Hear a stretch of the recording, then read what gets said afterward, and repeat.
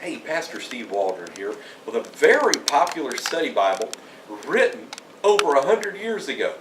The Companion Study Bible by Ethelbert W. Bullinger. The E.W. Bullinger, he's written books on number in Scripture, stars in Scripture. He's got some of this in here. People that really know Bibles like the Companion Study Bible. Now, I say that he's kind of got a following. And one reason is, of many things, he was a very learned man. He only had like an associate's degree. I think he got an honorary doctorate later or something. He was the secretary for the TBS for a long time, from the time he was 29 on up. But he's what's known as a hyper-dispensationalist. And what that is, you know, many people I know, Pentecostals, that type of thing, would be dispensationalists. He adds one more dispensation. He says that basically the book of Acts has yet another dispensation past the day of Pentecost, that Peter, it was kind of unknown to Peter, and that Paul began preaching the true gospel. And so the birthday of the church was not in Acts 2. Now, that's a false doctrine. We know Paul spent a lot of time with Peter. They had the same gospel. There was one Lord, one faith, one baptism. But he blew it big time on that. Now, here's how some things are set up in here. It's got a preface trying to tell you how to use the marginal notes. That is in large print. And man, you need it in large print. Now, I used to read this Bible like all the time. It was my reading Bible. This is what I read. It's got the most unique system I've ever seen of notes. And at first glance, you may just, do away with it. But if you read the front, it really tells you how to use these notes. And you can figure it out, like it'll say 1 through 231, heavens and the earth. It kind of gives you like an outline of everything. Hell, this was the Bible I used to read. I actually have it in leather, unless I've given it away floating around somewhere. I'd read all the notes. But you can tell it's not Scripture, notes at the bottom, Scripture, notes at the bottom. This is a unique Bible.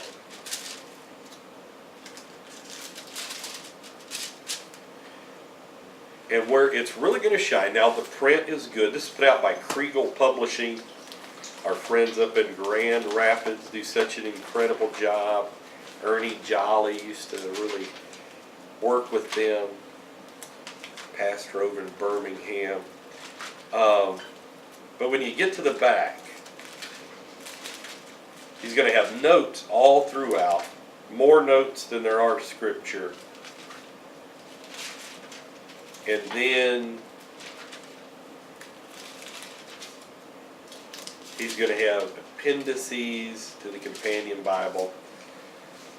So we'll go through a few of these. The structure of the books of the Old Testament according to the Hebrew canon. Now, isn't that fascinating? Because, they did not use the same order in the books that we do. The divine names and titles of God, creation versus evolution. And these are all numbered, and they have an index in the front where you can look up those numbers. Figures of speech. He's actually got a great book. Excel Bible College, if I'm not mistaken, uses a lot of his figures of speech. He's got like 116 different figures of speech in Scripture. I remember the first time I told my class they had to memorize all 116. They were highly concerned. The usage of ruach for spirit, that'd be number 9. Number 7, italic type in the Revised Version, the so-called creation tablets. So it kind of goes into a lot of stuff. The stars also. He's really big into the Maseroth, the the spiritual significance of numbers. Now, again, in 2016, most young people I talk to, they would say that's numerology and astrology. I'm going to tell you, in the day and age I was raised in, they realized that there's nothing accidental or incidental in the Scripture, and that numbers have significance.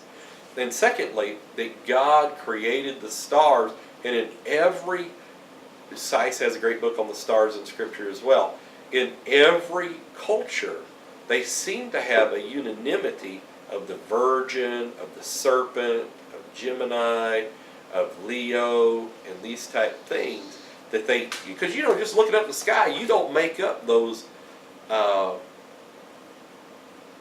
constellations. You have to kind of be pointed out to them.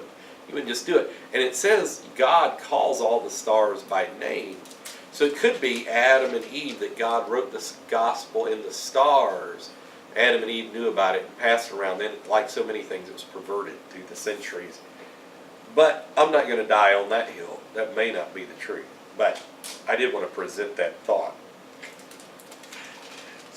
out there to you.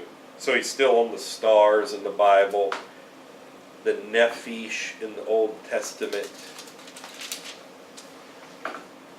synonym words for used for man. So all kinds of stuff. The concurrences or occurrences of the word breath.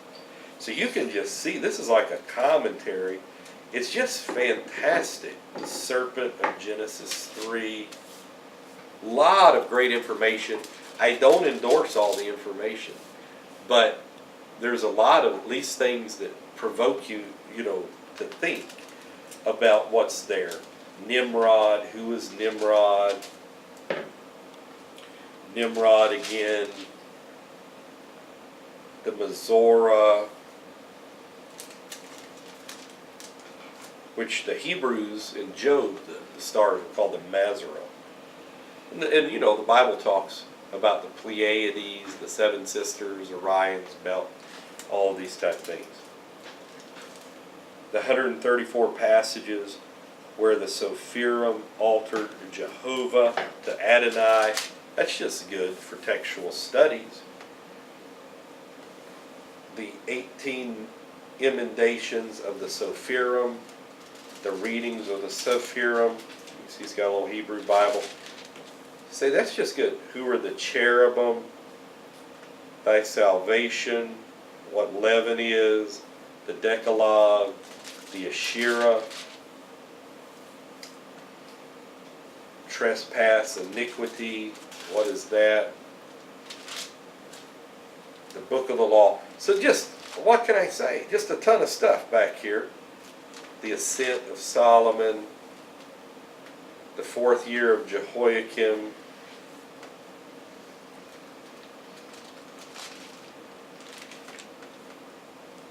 what did the Septuagint version of Jeremiah have in it? The times and numbers and days of Daniel, the visions of Daniel synchronized, diversity of the Gospels, prepositions in Scripture, the Lord's knowledge, he that hath ears, let him hear. So you can just see, just a ton of stuff back here. The 2 entries into Jerusalem, what were they all about? 6 days before Passover, life of Jesus, if I'm not mistaken. So this is one of the oldest study Bibles out there. And the Lord's Brethren. And it's still just loaded, power-packed with information. I think that's everything. I wrote myself some notes back here. General index to the appendices. So the companion Bible for study has fascinating things in it. Again, eat the food, spit out the sticks. Don't believe everything in it. Pray, read the Bible, and let truth guide you. God bless you.